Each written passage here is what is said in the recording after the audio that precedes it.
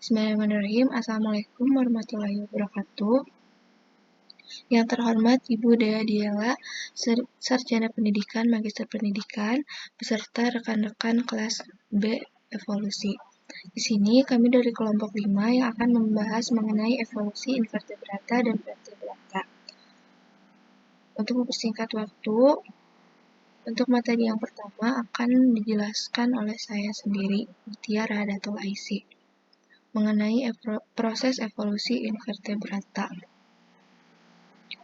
Yang pertama, ada spons merupakan hewan basal yang tidak memiliki jaringan. Spons mewakili garis keturunan yang menyimpang dari hewan di awal sejarah kelompok. Dengan demikian, mereka dikatakan sebagai hewan basal. Spons ini kebanyakan adalah hermafrodit, yang artinya setiap individu berfungsi sebagai jantan dan betina dalam reproduksi seksual dengan memproduksi sperma dan telur. Pembuahan silang dapat terjadi ketika sperma dilepaskan ke dalam arus air oleh individu yang berfungsi sebagai jantan yang ditarik ke dalam individu yang sebagai betina. Lalu yang kedua ada Cnidaria adalah filum kuno Eumetazoans. Semua hewan kecuali spons dan beberapa kelompok lainnya adalah Eumetazoans atau hewan sejati atau anggota klad hewan dengan jaringan. Salah satu garis keturunan pertama yang menyimpang dari yang lain dalam klad ini adalah filum Cnidaria yang berasal sekitar 680 juta tahun yang lalu menurut analisis DNA. Namun, pada sebagian besar, Cnidaria ini menunjukkan tubuh radial yang relatif sederhana diploblastik yang ada pada anggota awal kelompok sekitar 560 juta tahun yang lalu. Lalu, Cnidaria ini tidak memiliki otak, maka gerakan-gerakannya dikoordinasikan oleh jaringan saraf non-terpusat yang dikaitkan dengan struktur sensorik yang didistribusikan ke seluruh tubuh. Bukti fosil dan molekuler menunjukkan bahwa awal sejarah evolusinya, filum Cnidaria ini menyimpang menjadi dua kelas utama, yaitu Medusozoa dan Anthozoa. Yang ketiga ada Lapotrochozoans, klad yang diidentifikasi oleh data molekuler yang memiliki rentang terluas bentuk tubuh hewan. Sebagian besar spesies hewan termasuk dalam klad Bilateria, yang anggotanya menunjukkan simetri bilateral dan perkembangannya triploblastik. Analisis DNA terbaru menunjukkan bahwa nenek moyang yang sama dari Bilaterian hidup sekitar 670 juta tahun yang lalu. Dan sampai saat ini, fosil tertua yang diterima secara luas sebagai Bilaterian adalah Kimberella dan moluska atau kerabat dekat yang hidup 560 juta tahun yang lalu. Banyak kelompok Bilaterian lainnya pertama kali muncul dalam catatan fosil selama ledakan Kambrium yang terjadi sekitar 535 sampai 525 juta tahun yang lalu. Bukti molekuler menunjukkan bahwa saat ini ada 3 klad utama hewan simetris bilateral, yaitu adalah Lapotrochozoa, Ecdysozoa, dan Deuterostomia. Lapotrochozoa ini mencakup 18 filum, yang mana lebih dari 2 kali jumlah dalam klad Bilateria lainnya. Nah, adapun contoh 6 filum Lapotrochozoan ini ada cacing pipih, Rotifera, dan Acanthocephalus, Ectropota, dan Brachiopoda, Mollusca, dan Annelida. Yang pertama ada cacing pipih atau flatworm, yang pada awal sejarah evolusinya, cacing pipih ini dipisahkan menjadi dua garis keturunan, yaitu Catenolida dan Rhabdiophthora. Selanjutnya ada Rotifera dan Acanthocephalus. Selanjutnya ada Lopoporate atau yang terbagi menjadi Entoprocta dan Brachiopoda. Selanjutnya ada Mollusca. Mollusca ini berevolusi dalam berbagai cara dalam 8 kelas utama. 4 kelas tersebut yaitu ada Polyplacopora atau Chiton, ada Gastropoda, ada Bivalvia, dan ada Cephalopoda. Selanjutnya ada Annelida. Di saat ini menunjukkan bahwa Annelida ini dapat menjadi dua kelas utama, yaitu ada Erantia dan Sedentaria. Mungkin itu saja yang bisa saya sampaikan. Materi yang selanjutnya akan dijelaskan oleh rekan saya. Terima kasih. Baik, saya Masyita Omratun Zulaiha dengan NPM 192154055 akan menjelaskan materi terkait Ecdysozoans adalah kelompok hewan dengan spesies yang paling melimpah. Di sini kita akan fokus pada dua film Ecdysozoan terbesar, yaitu Nematoda dan Arthropoda.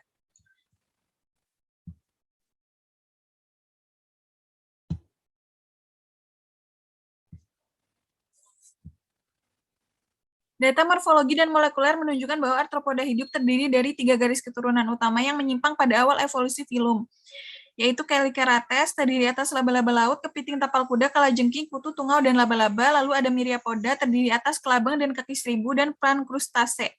Kelompok yang baru didefinisikan dan beragam yang mencakup serangga serta lobster, udang, teritip, dan krustase lainnya. Serangga dan kerabat daratnya yang berkaki 6 membentuk klat yang sangat besar, yaitu hexapoda. Fosil serangga tertua berasal dari sekitar 415 juta tahun yang lalu. Kemudian ledakan keanekaragaman serangga terjadi ketika penerbangan serangga berevolusi selama periode Karbon dan Permian sekitar 359 sampai 252 juta tahun yang lalu. Selanjutnya adalah Echinodermata dan Chordata adalah Deuterostoma. Bukti DNA menunjukkan bahwa Echinodermata dan Chordata terkait erat dengan kedua filum milik klat Deuterostomia, hewan bilaterian. Echinodermata dan Chordata juga memiliki ciri khas yang sama dari mode perkembangan Deuterostoma seperti pembelahan radial dan pembentukan anus dari blastopor. Echinodermata, bintang laut dan sebagian besar kelompok Echinodermata yang berasal dari bahasa Yunani, echin, berduri, dan kulit adalah hewan laut yang bergerak lambat atau tidak bergerak. 5 clades Echinodermata, yaitu yang pertama Asteroide, terdiri atas bintang laut dan bunga aster laut, Ophiuroide, berupa bintang rapuh, Echinoide, landak laut dan dolar pasir, Crinoide, lili laut dan bintang bulu, serta Holoturoide, terdiri atas teripang. Chordata. Film Chordata terdiri dari dua kelompok dasar invertebrata, lancelet dan tunicate, serta vertebrata. Chordata adalah selomata simetris bilateral dengan tubuh tersegmentasi. Hubungan erat antara Echinodermata dan Chordata tidak berarti bahwa satu film berevolusi dari film lainnya. Faktanya, Echinodermata dan Chordata telah berevolusi secara independen satu sama lain selama lebih dari 500 juta tahun. Selanjutnya yaitu proses evolusi vertebrata. Yang pertama, Chordata memiliki notochord dan dorsal tali saraf berongga. Karakter turunan dari Chordata memiliki beberapa ciri, yaitu yang pertama memiliki notochord, yang kedua punggung tali saraf berongga, selanjutnya memiliki celah atau celah faring, dan juga memiliki berotot ekor pasca anal. Lancelet. Kelompok Chordata hidup yang paling basal atau peralihan paling awal adalah hewan lancet yang termasuk dalam Cephalochordata, yang mendapatkan namanya dari bentuknya yang seperti pisau. Selanjutnya adalah tunicates. Studi molekuler terbaru menunjukkan bahwa tunicates yang termasuk dalam Urochordata lebih banyak terkait erat dengan chordata lainnya selain lancelet. Hilangnya karakter chordata pada tahap dewasa tunicata tampaknya telah terjadi setelah garis keturunan tunicata bercabang dari chordata lainnya. Evolusi chordata awal. Meskipun lancelet dan tunicates adalah hewan yang relatif tidak jelas, mereka menempati posisi kunci dalam sejarah kehidupan dan dapat memberikan petunjuk tentang asal-usul evolusi vertebrata. Vertebrata adalah chordata yang memiliki tulang punggung. Selama periode Kambrium, setengah miliar tahun yang lalu, garis keturunan chordata memunculkan vertebrata dengan sistem kerangka dan sistem saraf yang lebih kompleks daripada nenek moyang mereka. Vertebrata menjadi lebih efisien dalam dua tugas penting, yaitu menangkap makanan dan menghindari dimakan. Hagfish dan lamprey. Ikan hagfish adalah vertebrata tanpa rahang yang memiliki tulang belakang yang sangat berkurang dan tengkorak yang terbuat dari tulang rawan. Lamprey adalah kelompok kedua vertebrata tanpa rahang yang hidup. Beberapa adalah parasit yang memberi makan dengan menjepit mulutnya yang bulat dan tidak berang ke sisi ikan hidup yang berperan sebagai inang mereka. Lamprey parasit menggunakan mulut dan lidahnya yang serak untuk menembus kulit ikan dan menelan darah ikan dan jaringan lainnya. Sebagai larva, lamprey hidup di aliran air tawar. Larva adalah pengumpulan suspensi yang menyerupai lancelet dan menghabiskan sebagian besar waktunya terkubur dalam sedimen. Sekian yang dapat saya sampaikan. Terima kasih atas perhatiannya. Untuk materi selanjutnya akan disampaikan oleh saya Elsandra Martiana. Gnatosome adalah vertebrata yang memiliki rahang. Gnatosome atau mulut rahang diberi nama untuk rahang mereka yang strukturnya berengsel. Menurut satu hipotesis, rahang gnatosome ini berevolusi dengan modifikasi batang kerangka yang sebelumnya menopang celah insang. Nah, seperti pada gambar berikut menunjukkan tahap dalam proses evolusi ini di mana beberapa batang kerangka ini telah dimodifikasi menjadi prekursor rahang, seperti pada gambar berwarna hijau dan penyangga strukturalnya seperti gambar warna merah. Nah, celah insang yang tersisa ini tidak lagi diperlukan untuk pemberian makanan suspensi, tetapi sebagai tempat utama pertukaran gas pernapasan dengan lingkungan eksternal. Gnatosome ini muncul dalam catatan fosil sekitar 440 juta tahun yang lalu. Keberhasilan fitur anatomi dari gnatosom ini yaitu sirip dan ekor yang berpasangan. Nah, ini memungkinkan mereka untuk berenang secara efisien setelah mangsa, dan rahang mereka memungkinkan mereka untuk menangkap mangsa atau hanya menggigit potongan dagingnya. Nah, secara keseluruhan, serangkaian penemuan fosil baru-baru ini telah mengungkapkan bahwa 440 juta tahun yang lalu, gnatosom ini telah menyimpang ke dalam 3 garis keturunan vertebrata berahang yang bertahan hingga hari ini, yaitu Chondrichthyes, ikan bersirip pari, dan ikan bersirip lobus. Selanjutnya yaitu tetrapoda adalah gnatosoma yang memiliki anggota badan. Nah, karakteristik tetrapoda yang paling penting sejalan dengan artinya yaitu 4 kaki. Nah, beberapa spesies tetrapoda menggunakan siripnya yang kokoh untuk berenang dan berjalan di bawah air melintasi dasar. Hal ini menunjukkan bahwa rencana tubuh tetrapoda ini tidak berevolusi entah dari mana, tetapi hanya modifikasi dari rencana tubuh yang sudah ada sebelumnya.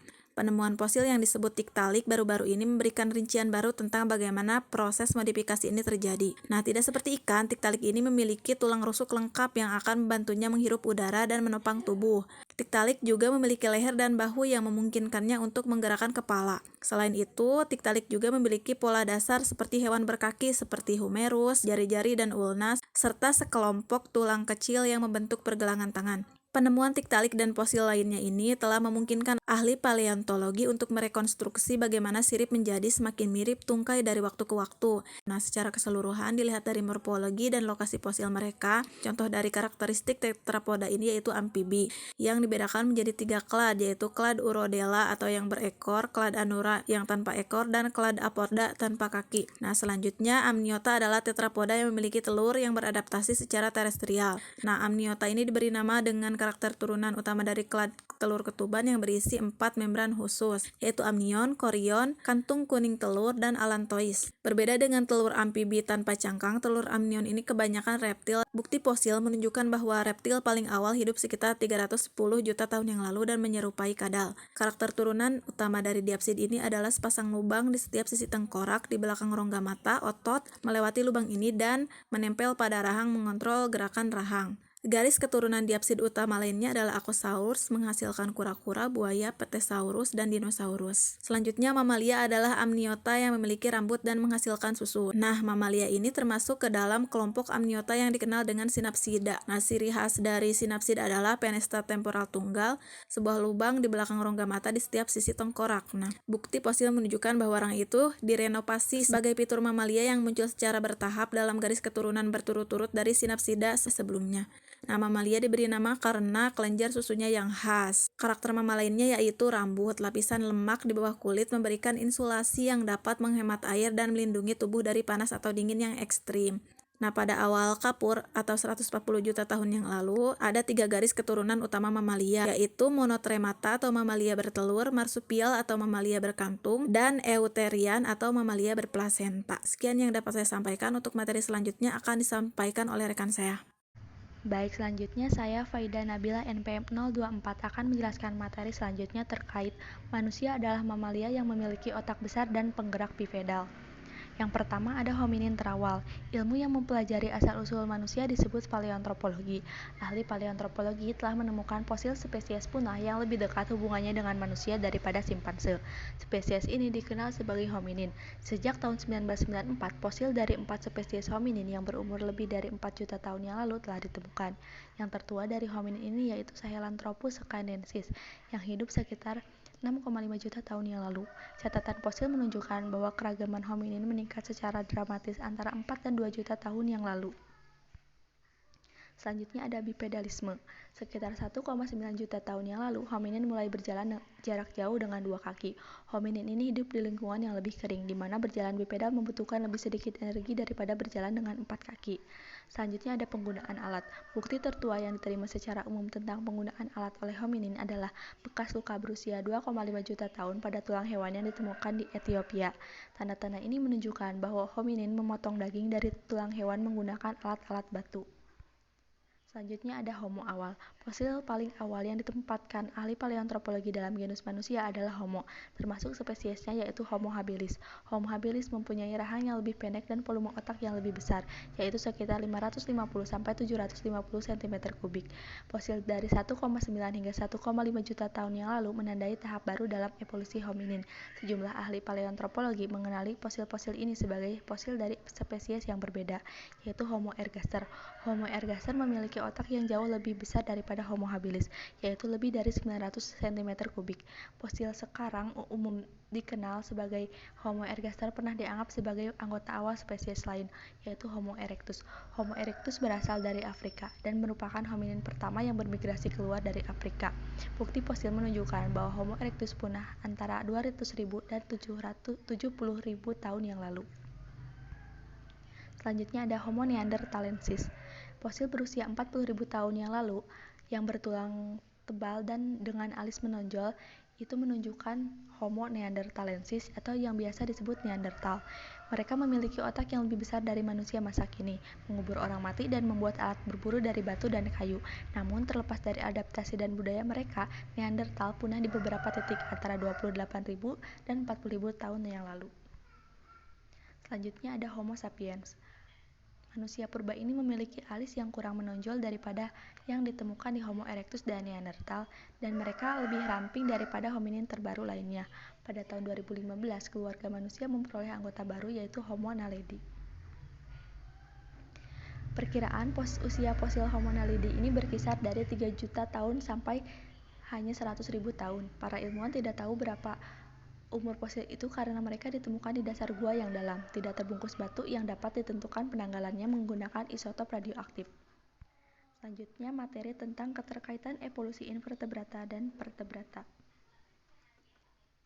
Evolusi invertebrata atau kehidupan di laut ke evolusi vertebrata yaitu kehidupan di darat, yaitu diduga berkembang sel-sel yang berkembang di laut menurunkan jenis-jenis hewan dan tumbuhan air yang hidup dan berkembang biak di dalam air.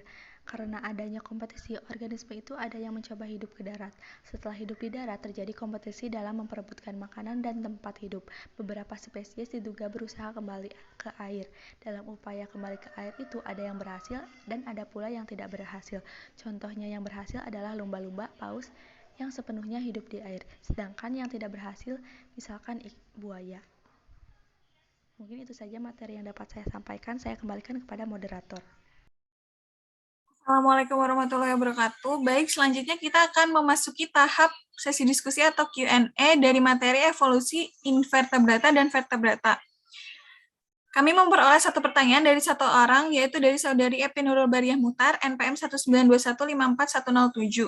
Izin bertanya, pada makalah disebutkan terdapat lampri tidak parasit dan lampri parasit. Apa yang menjadikan perubahan dari kedua jenis lampri tersebut? Apakah terjadi perubahan dari lampri tidak parasit menjadi lampri parasit? Terima kasih. Wassalamualaikum warahmatullahi wabarakatuh.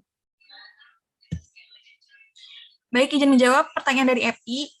Jadi jawabannya yaitu lampri tidak parasit dan lampri parasit adalah dua jenis lampri yang berbeda. Dari total sekitar 38 spesies lampri yang menghuni berbagai lingkungan laut dan air tawar, beberapa adalah lampri parasit yang memberi makan dengan menjepit mulutnya yang bulat dan tidak berahang ke sisi ikan hidup, yang menjadi inang mereka. Lampri parasit menggunakan mulut dan lidahnya yang serak untuk menembus kulit ikan dan menelan darah ikan dan jaringan lainnya, sementara lampri tidak parasit hidup sebagai larva di aliran air tawar. Larva adalah pengumpan suspensi yang menyerupai lancelet dan menghabiskan sebagian besar waktunya terkubur dalam sedimen. Sekitar 20 spesies lampri tidak parasit. Spesies ini hanya makan sebagai larva. Setelah beberapa tahun di sungai, mereka matang secara seksual, bereproduksi, dan mati dalam beberapa hari. Sebaliknya, spesies parasit lampri bermigrasi ke laut atau danau saat mereka menjadi dewasa. Perbedaan utama terdapat pada siklus hidup yang terjadi dan juga proses migrasi ke laut atau danau.